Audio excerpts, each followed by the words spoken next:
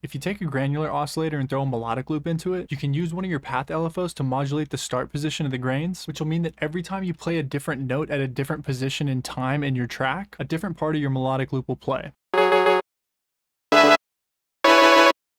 Then you can add a couple envelopes to your density and length, along with a low pass filter that's being plucked at a rate that's being modulated by your first LFO, so that once again, when your different note times play in the track, there's going to be different rates. Then you can use that same envelope to open the filter up as it plays to give it a more interesting tone. Then by setting a macro to change the shape of the filter from this to this, you can get it to fall down instead of opening up. Or by adding a macro to change the release values of your two envelopes, you can change it from these short little sustains to like longer decaying out plucks. Or you can set up a macro to change the start point altogether, which is going to give you completely different grains for every note that plays.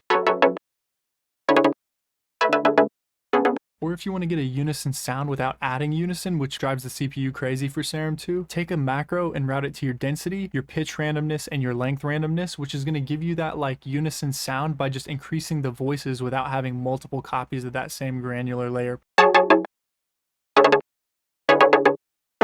Or if you want it to sound a little more chaotic, you can add a macro to your offset randomness and your direction randomness.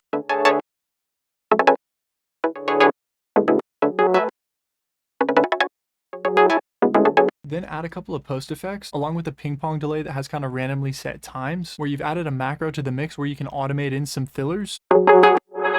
Then you can bring that all together to give you some pretty interesting stuff.